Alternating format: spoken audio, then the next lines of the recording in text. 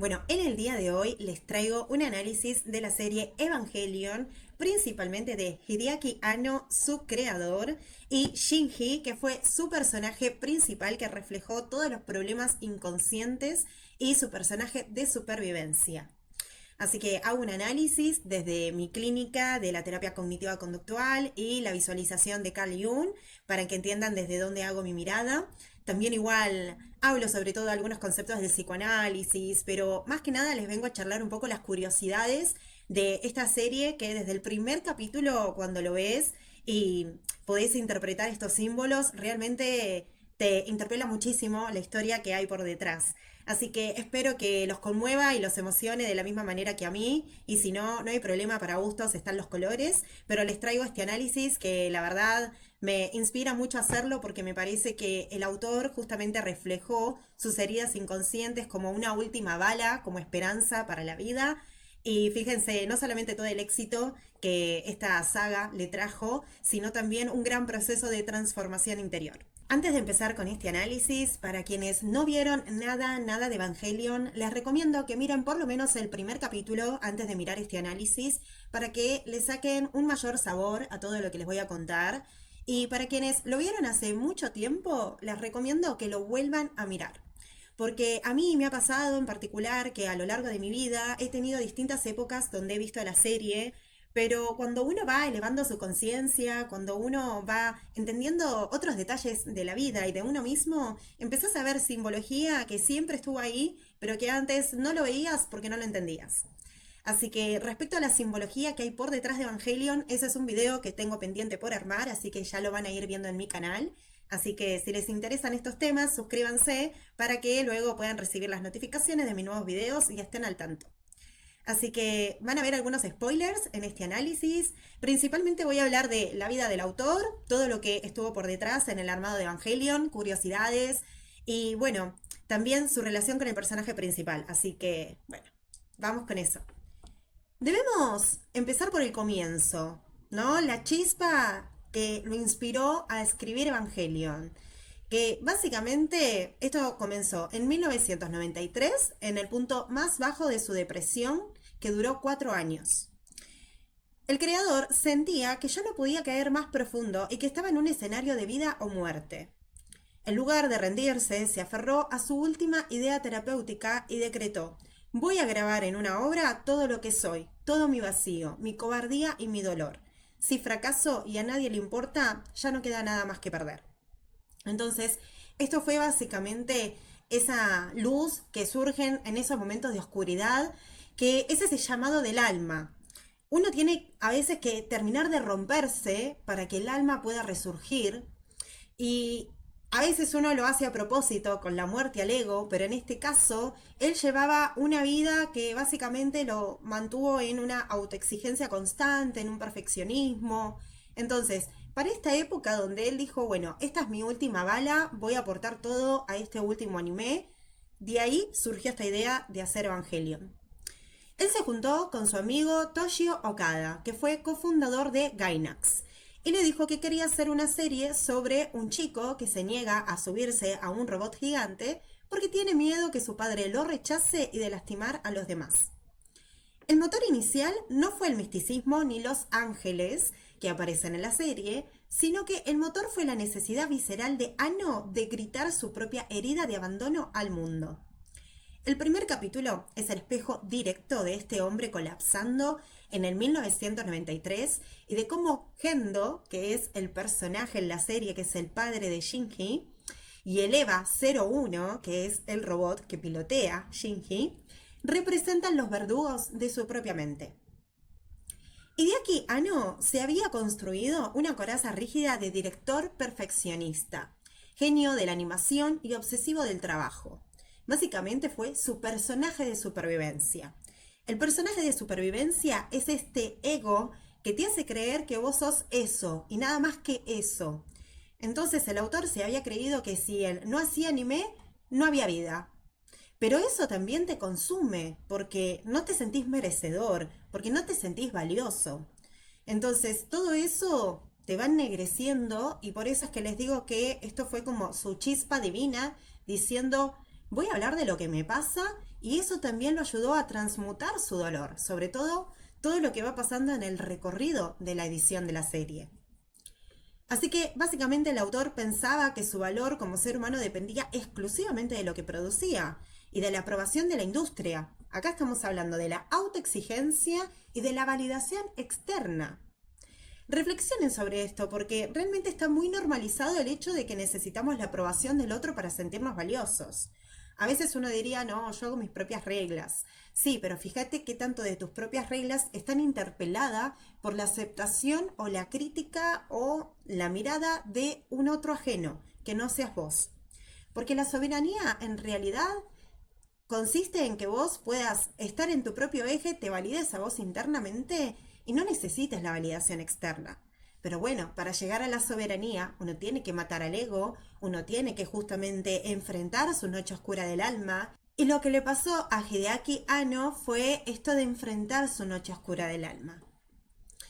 Así que cuando ese personaje se saturó tras terminar Nadia en 1990, la realidad le pasó factura. Quedó completamente desarmado en el plano de la materia, sin saber quién era, por fuera del dibujo, sin poder levantarse de la cama y rumiando patrones autodestructivos durante 4 años. Sí, estaba metido en una depresión muy fuerte, en una pulsión de muerte.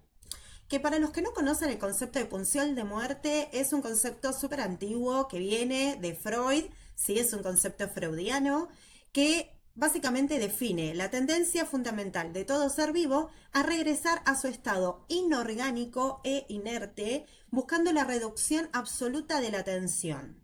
¿Sí? La vida de Anno, tanto antes como después de ese pozo depresivo, está marcada por esa misma tensión entre el aislamiento externo y la necesidad de integrarse al mundo. Acá hay varios puntos claves de esta biografía que pintan de cuerpo entero al hombre detrás del mito. Para empezar, el origen de su desconexión, ¿sí? Esto parte desde su infancia. Anno nació en 1960 en Ube, una ciudad industrial en Japón que estaba completamente gris, llena de fábricas, humo y acero tras la posguerra. Su papá había perdido una pierna en un accidente laboral horrible, lo que lo convirtió en un hombre amargado, violento y resentido con el mundo. De ahí viene este rechazo de Anno hacia las estructuras familiares tradicionales y su obsesión con los cables de alta tensión, los postes de luz y los paisajes industriales desiertos que inundan Evangelion. Así que de chico, él no jugaba con otros nenes. Se encerraba a dibujar monstruos y a mirar series de héroes que sufrían. Su vía de escape básicamente fue la fantasía. El germen de su personaje de supervivencia fue ahí en la infancia. Y yo con esto les quiero hablar un poco sobre este constructo que está armado, que para tener una buena salud mental uno tiene que trabajar toda su historia de su infancia, sus padres y demás. Y los invito más que nada a que abran un poco esa percepción. Sí, es verdad que obviamente la infancia marca muchísimo porque desde ahí se genera el personaje de supervivencia. Y sanar tu infancia, como en el caso del autor, te permite que vos puedas salir de ese personaje de supervivencia y empezar a encontrarte con tu verdadera esencia de soberanía, tu origen desde el punto cero, ¿sí? Pero esto no es necesario tampoco demonizar a los padres, porque los padres también están heridos, lo que básicamente habla de la historia que él vivió en su infancia, se muestra claramente un padre herido que también tenía sus problemas. Entonces, digamos, no podemos salvar a nadie que no quiera ser salvado, pero cuando uno es niño, uno no tiene la capacidad de entender que tenés padres que están heridos. Uno cuando es niño, tus padres lo son todo porque los necesitas para sobrevivir, tus cuidadores. Entonces, por eso uno no tiene esta percepción de decir, ah, bueno, está herido, entonces me está tratando mal, pero es porque tuvo un mal día. O capaz que uno lo racionaliza y dice, bueno, está estresado del trabajo, está estresado por lo que le pasa, pero a vos te duele también cómo te tratan. Entonces, abrir un poco el panorama en que tampoco es que el problema son los padres en sí, sino que también es la poca capacidad de uno de generar una percepción distinta porque simplemente el cerebro todavía no se desarrolló, entonces seguís siendo niño. Así que más allá de la vida que cada uno tenga, como en el caso del autor o de vos que estás del otro lado, hay que abrir un poco la percepción en decir, bueno, a ver, ¿cómo me conecto yo con mi infancia? ¿Cómo me conecto yo con el niño, con la niña que fui? Porque ahí está la clave de todo. Mucha gente vive en automático, tanto en la adolescencia, en la adultez, viviendo una vida como si fuera una persona totalmente desconectada de lo que vivió en la infancia. Y si estás tan desconectado de tu infancia, lamento decirte que el ego seguramente es el que domina tu vida. Entonces, para trabajar, salir del ego, como lo hizo Hideaki Anno, hay que enfrentar esas sombras para poder integrarlas. ¿Bien? Así que otro punto de su vida fue Moyoko Ano, ¿sí? Que fue su vínculo maduro, ¿no? Y su cable a tierra. Porque si Shinji Ikari, que fue el personaje de la serie, pasa toda la serie buscando una figura que lo salve o lo entienda, Hideaki Anno encontró su anclaje real en el año 2002 cuando se casó con Moyoko Ano. Moyoko no era una fanática sumisa. Era de esas dibujantes de Magna, es más, sigue dibujando, por lo que tengo entendido, muy feminista y es súper talentosa y muy importante en Japón. Ella ya tenía su propio eje y su propia carrera consolidada. El matrimonio con Moyoko fue el verdadero cable a tierra para este autor. Ella lo ayudó a salir del aislamiento ermitaño, a empezar a comer mejor y empezó a entender que la vida existía por fuera del estudio de la animación, por fuera de lo que es la autoexigencia del trabajo básicamente. Así que ella fue la que lo ayudó a sostener en el plano real cuando las crisis creativas volvían a acecharlo.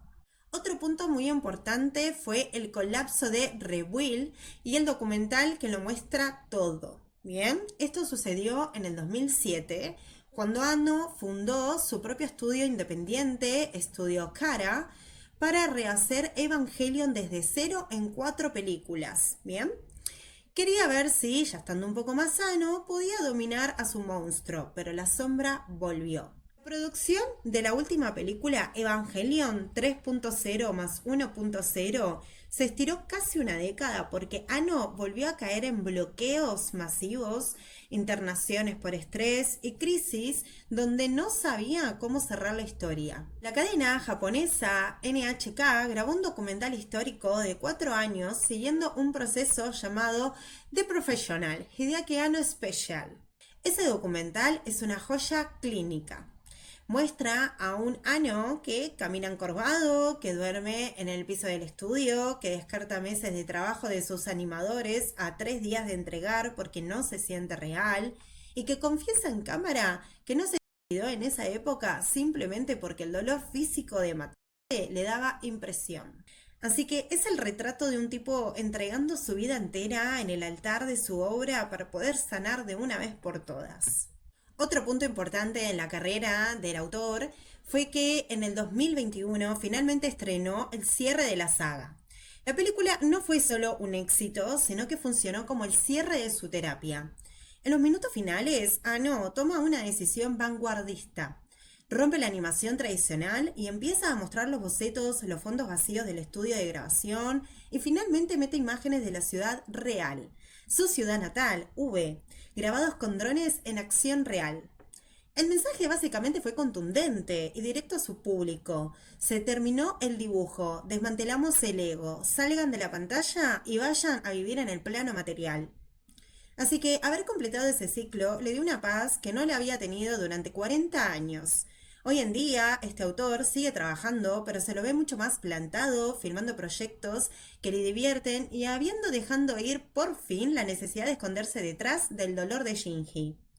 Es una historia de redención viva, porque en todo este recorrido biográfico se puede ver a una persona que pasó de estar atrapada en el arquetipo de la destrucción y de la muerte del ego a lograr la integración real a través de la materia y el amor maduro.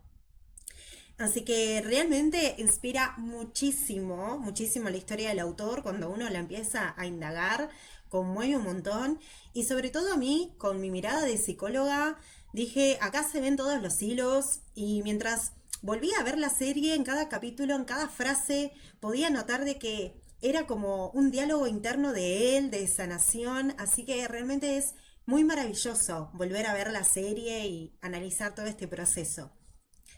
Por otro lado, su relación con el personaje Shinji. Este personaje, al igual que el director, son el calco exacto de una herida de rechazo.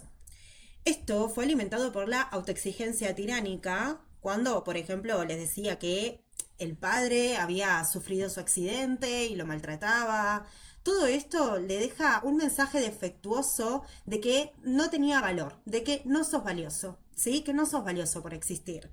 Entonces, en ese caso, el ego se defiende armando el personaje de perfección, ¿sí? El perfeccionista. Esto se ve, por ejemplo, en Shinji es un personaje súper temeroso, que no se lo ve tanto perfeccionista, sino que eso está puesto en su padre, en Gendo, ¿sí? En el personaje de la serie, pero sí en Hideaki Anno se nota totalmente su perfeccionismo y el hecho de como estar cubriéndose para no fallar, porque si fallaba no se sentía valioso. Si fallaba no iba a ser reconocido, entonces no se iba a sentir valioso como persona, como ser humano. Así que en el caso de este director fue como si dijera, si hago una obra perfecta y controlo cada maldito milímetro de la animación, nadie va a poder rechazarme. Pero esa coraza es insostenible en la materia y te termina chupando la vida, vaciándote en una depresión clínica donde básicamente no te queda nada. Así que, para entender a Shinji, hay que entender que Anno no escribió este personaje desde la comodidad de un escritorio, lo escribió desde el fondo del pozo de su depresión de 4 años. Shinji es el retrato vivo del colapso del ego del autor, y su relación se sostiene en 3 heridas fundamentales que comparten el creador y el personaje. Así que acá vamos a desmantelar un poco los puntos. Para empezar, la herida del desamparo y la orfandad en vida. La realidad del director. Anno creció arrastrando un vacío profundo, sintiéndose un bicho raro, incomprendido, desconectado del entorno, y su refugio siempre fue el aislamiento y las ficciones ajenas para no habitar su propia realidad. Es esto que muchas veces uno normaliza de estar constantemente trabajando, constantemente ocupado, para no sentir, para no tener ese momento de descanso y no encontrarte con tu mundo interno.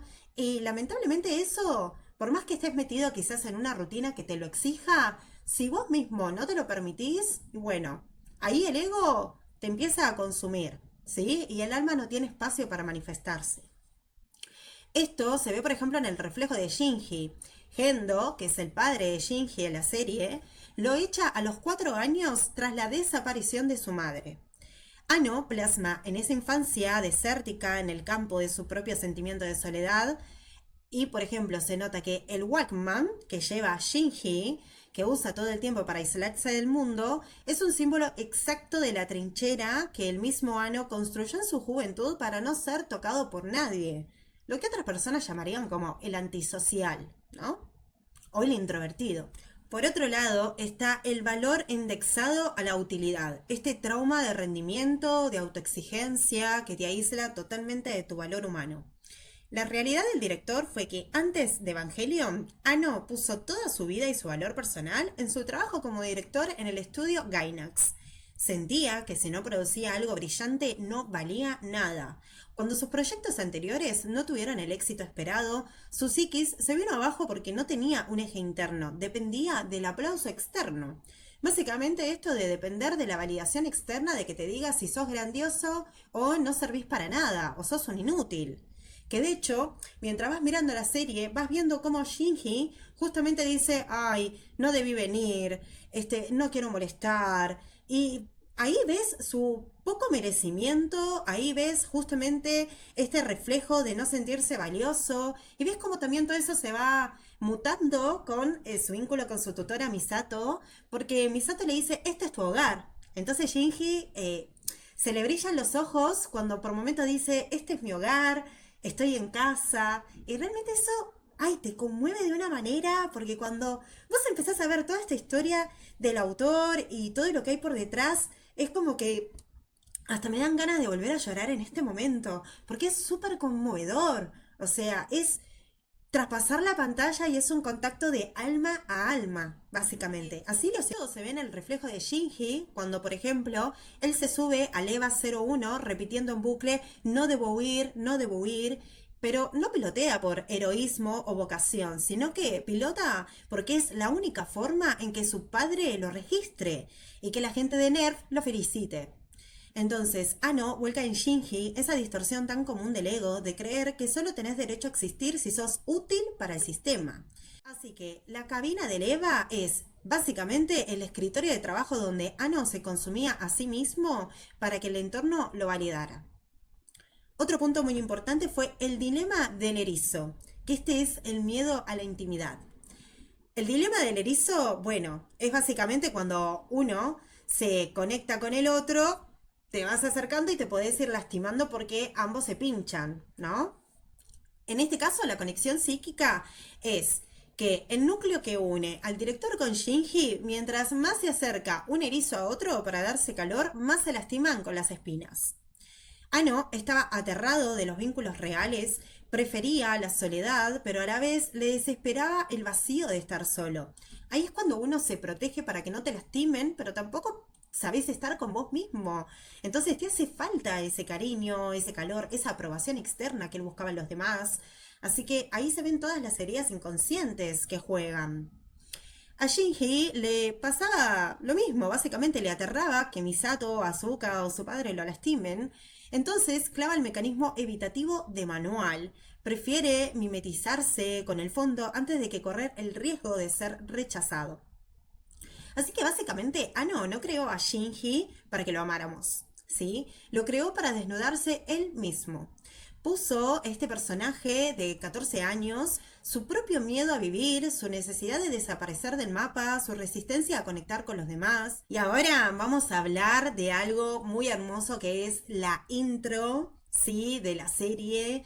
Tiene una música muy popera, unos golpes ahí, una intro que parece casi lírica, así que básicamente te engaña, porque la música es súper arriba, es bailable, pero cuando lees la letra y el mensaje directo a Shinji y al espectador también, por supuesto, es un mensaje para que despierte y para que rompa el caparazón y asuma su propio poder. La canción de la intro se llama La tesis de un ángel cruel. En la letra dice así: como un ángel cruel, muchacho, vuélvete una leyenda. Aunque un viento azul sople ahora y golpee a las puertas de tu corazón, vos solo me mirás y me sonreís. Demasiado concentrado en lo que estás buscando. Tus ojos todavía son inocentes y no saben que el destino es algo tan tierno como cruel. Pero algún día te vas a dar cuenta de las alas que tenés en la espalda, listas para volar hacia ese futuro lejano. La tesis de un ángel cruel. Pronto va a salir volando por la ventana. Si traicionás a tu propia memoria, el dolor ardiente va a brotar de vos. Abrazando a este cielo y resplandeciendo, muchacho, vuélvete una leyenda. Dormís profundamente en una cuna de amor, todavía atrapado en tus propios sueños. Pero la mañana del destino se acerca y el llamado a despertar te va a encontrar. Los hilos del destino te envuelven el cuello, mientras vos mirás fijamente el reflejo en el espejo.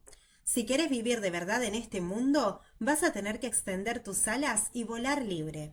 La tesis de un ángel cruel va a comenzar a reescribir la historia.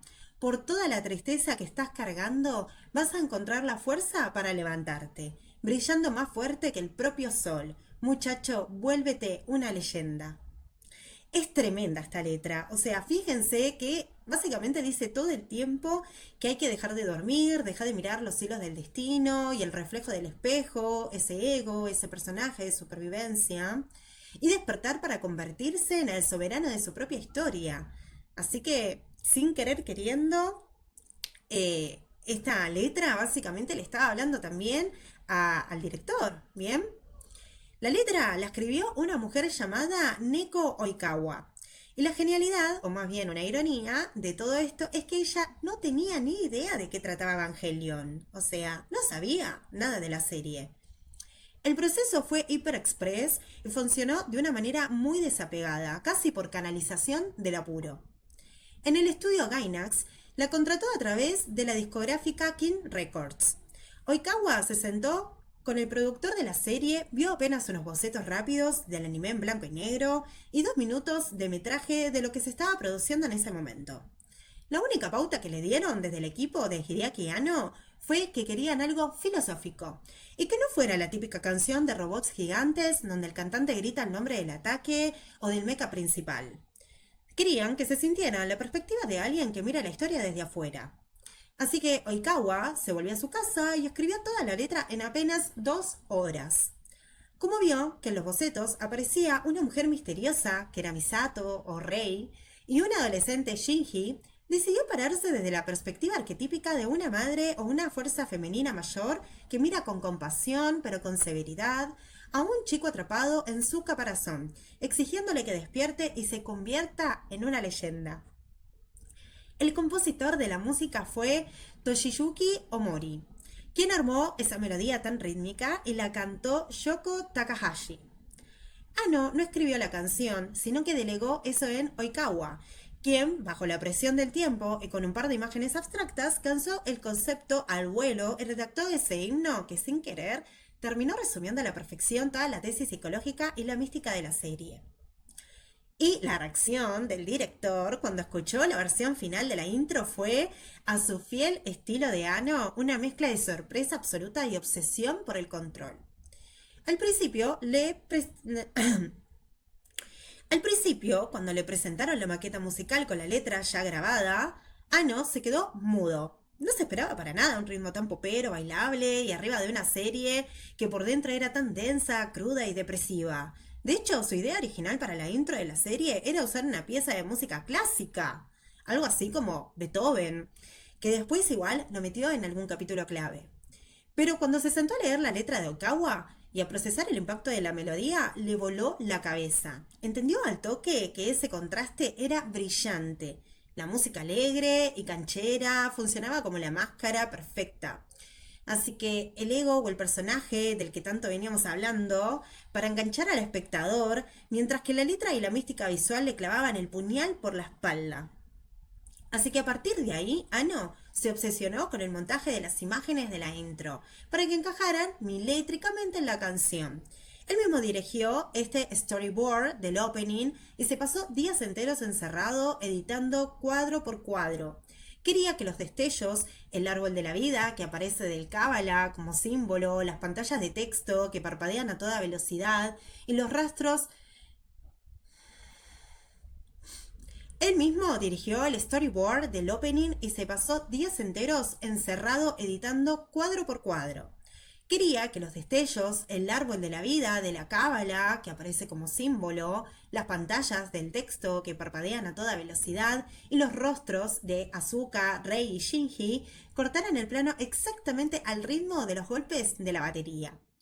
Quedó tan fascinado con el resultado de la intro que se convirtió en una estructura intocable de la serie.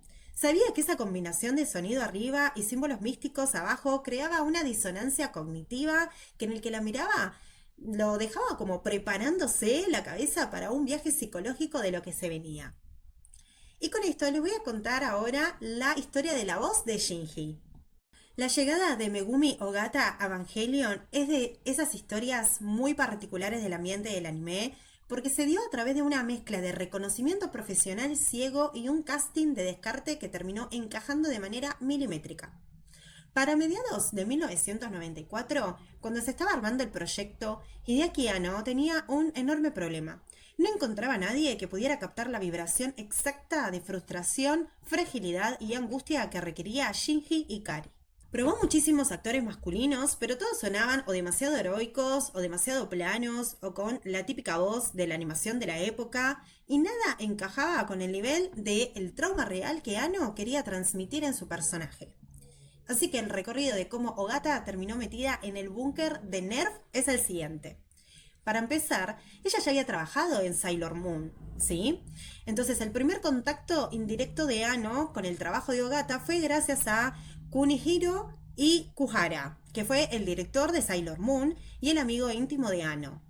Ogata venía de romperla interpretando a Sailor Iranus, que fue un personaje andrógino fuerte, pero con una sensibilidad emocional y una madurez tremenda. Así que Anno, que solía ver la serie y charlar de narrativa con su amigo, quedó impactado por la capacidad de Ogata para manejar tonos graves, masculinos, pero cargados de una profunda fluidez emocional. Así que se le prendió la lamparita. El personaje de Shinji no tenía que ser interpretado por un hombre, sino que por una mujer que pudiera entender la vulnerabilidad de un adolescente varón sin los prejuicios o clichés del orgullo masculino. Que básicamente cuando llamaron a audicionar a Ogata, la producción de Gainax manejaba todo bajo un secretismo absoluto. No le dieron el guión completo, ni le explicaron la profundidad psicológica del colapso que se venía, sino que le dieron unas pocas líneas de prueba de un pibe inseguro que se quejaba y dudaba de sí mismo. Así que Ogata audicionó sin saber que estaba entrando al laberinto mental del director, de Ano.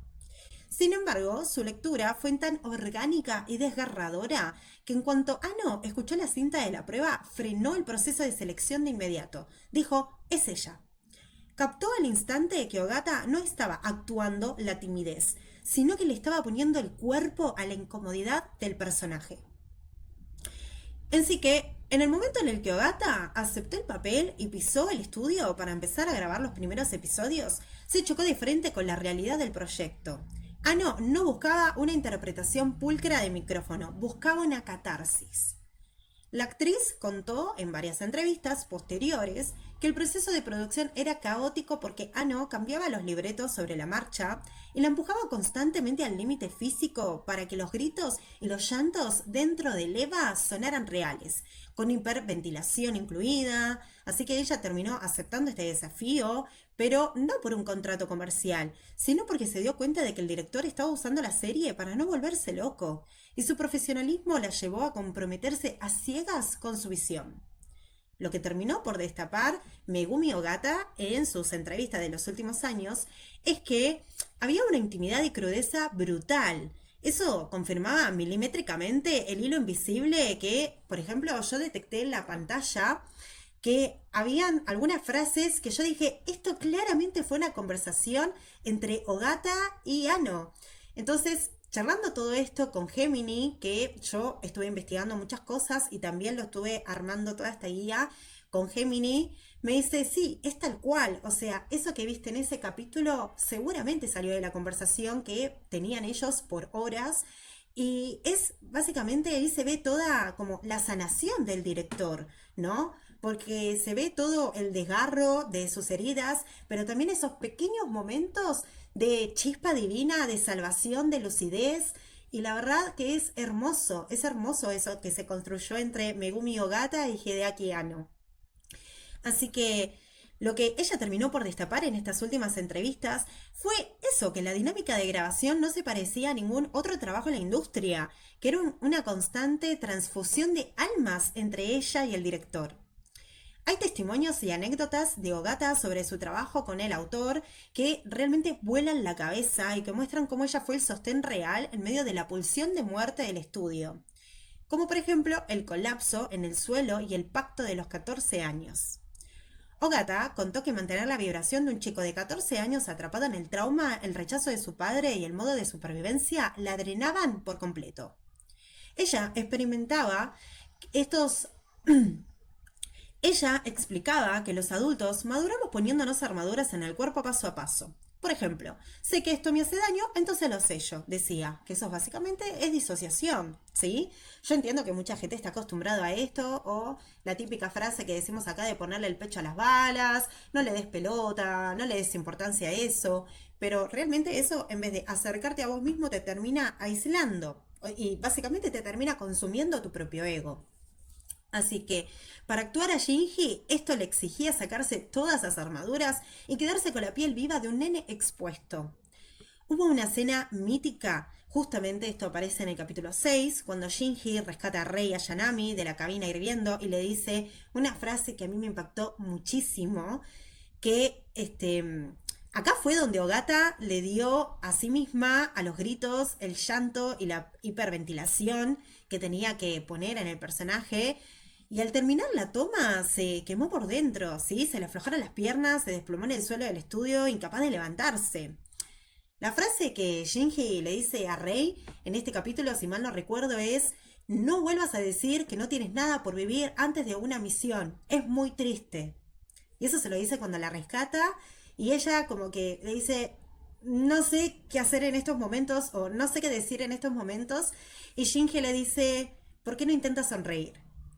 Ay, no, te parte el alma esa escena. Es como que yo vi eso y dije, ay, no, esto es claramente Ogata que le puso la voz a Shinji con el director. Es algo que no sé, te conmueve muchísimo.